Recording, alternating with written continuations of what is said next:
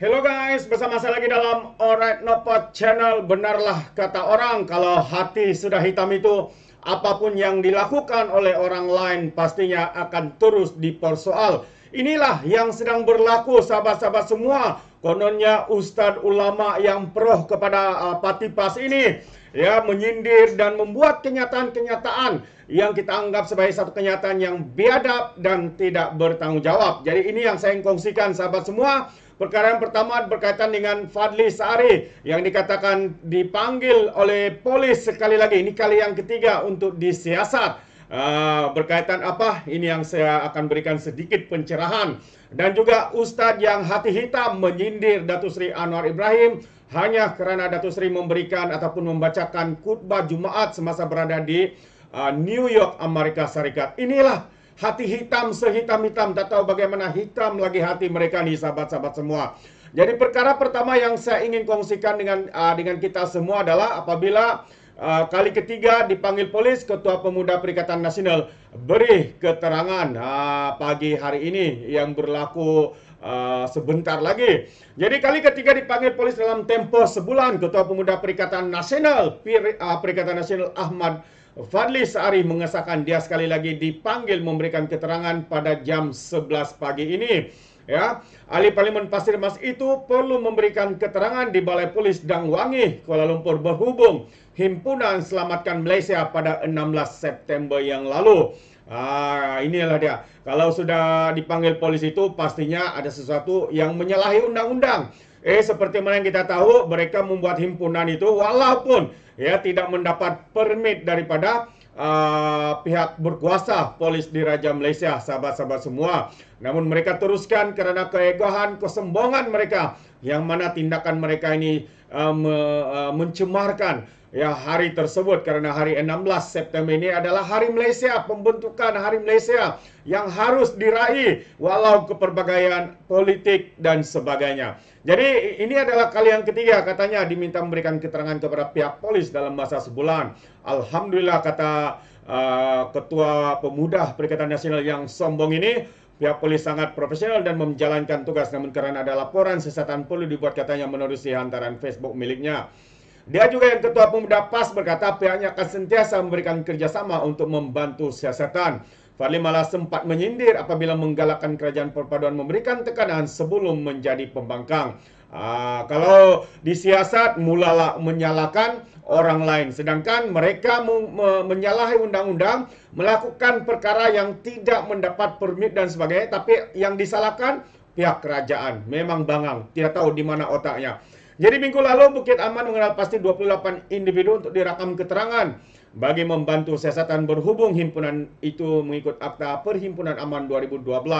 Dan Ketua Polis Kuala Lumpur, Datuk Alauddin Abdul Majid pada 20 September lalu berkata, daripada jumlah itu pihaknya sudah merakam percakapan seramai 16 individu dan berharap dapat menyelesaikan kertas siasatan berkaitan himpunan itu dalam masa seminggu. Kertas siasatan akan diserahkan kepada Timbalan Pendakwa Raya untuk tindakan lanjut.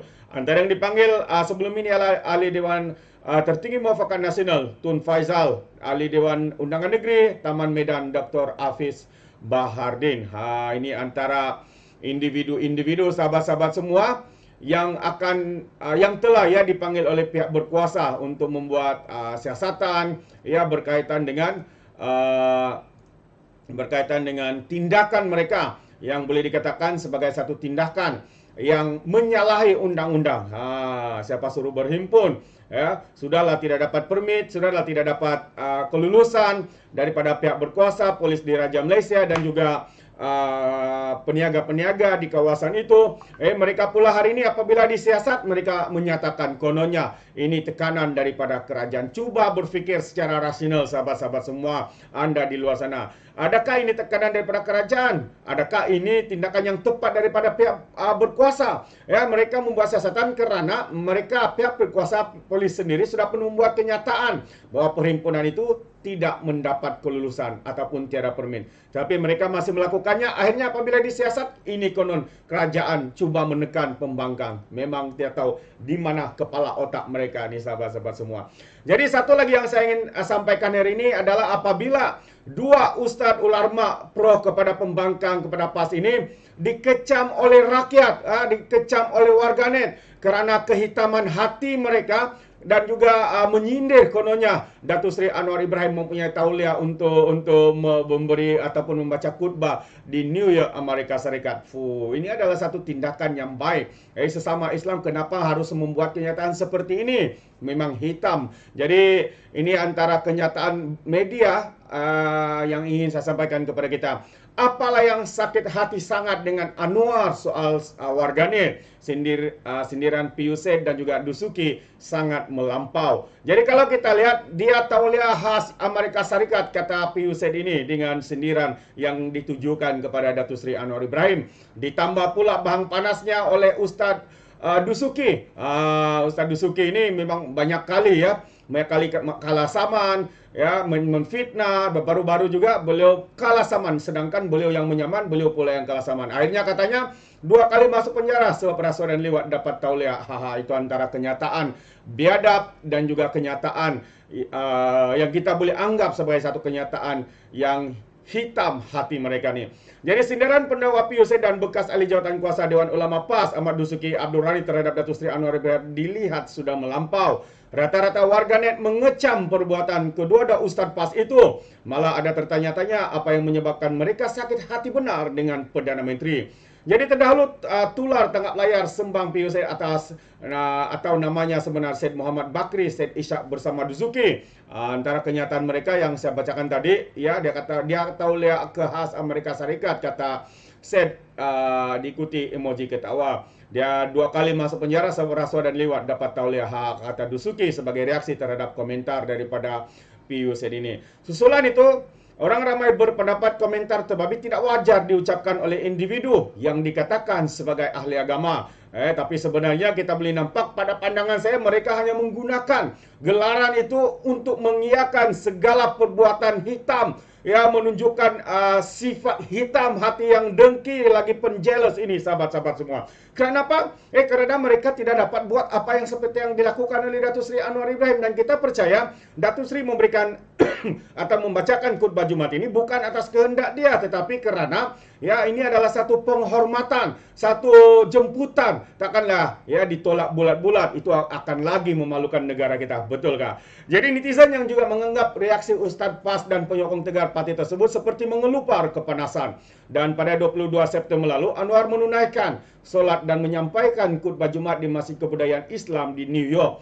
Beliau juga berkesempatan memimpin syahadah seorang lelaki dikenali sebagai Andrew Vinals yang mahu memeluk Islam. Anwar menjadi pemimpin negara luar pertama diberikan penghormatan menyampaikan khutbah di Masjid ICC NY yang bersejarah itu. Sepatutnya perkara ini menjadi satu kebanggaan buat negara kita. Tetapi sebaliknya kepada mereka-mereka yang terlalu taksub dengan parti politik, yang terlalu taksub kononnya mereka lebih bersih, lebih suci, tapi hakikatnya sahabat semua, pada pandangan saya ini menunjukkan betapa kotornya hati mereka, betapa hitamnya hati mereka. Apa salahnya? Apa yang menyalahi dengan apa yang dilakukan oleh Datuk Seri? Saya percaya tiada apa-apa. Namun kerana kehitaman hati mereka sahabat semua, kita dapat melihat bagaimana reaksi mereka yang begitu hitam, yang begitu biadab, yang begitu kurang ajar dan sebagainya. Tak tahu lagi apa kata-kata yang saya boleh katakan sahabat-sahabat semua. Kalau selebih-lebih kata pula dikatakan memaki hamun seperti MB lato-lato. Kita tidak seperti itu sahabat semua. Jadi terima kasih, ini pandangan saya berkaitan dengan dua perkara ini. Jadi sekiranya sahabat-sahabat semua mau memberikan sebarang komen, Anda boleh berikan komen Anda dalam ruangan komen. Tapi ingat, komen dengan cara berhema. Jangan menjadi seperti walan-walantit, lebay-lebay dan juga geng sapu bersih apabila memberikan komen penuh dengan hasutan, kebencian dan juga fitnah melampau. Sepertinya mereka tidak punya otak, mungkin karena otak mereka tertinggal di dasar Laut Cina Selatan. Jadi terima kasih, sampai di sini saja. Izinkan saya untuk mengundurkan diri dan seperti biasa peribahasa mengatakan, tapapun kangkap, 2 ton keinginan. Dalam bahasa Melayunya, tepuk dadah, tanya selera. Sekian saya daripada Alright Napa Channel. Kita berjumpa lagi. Bye-bye.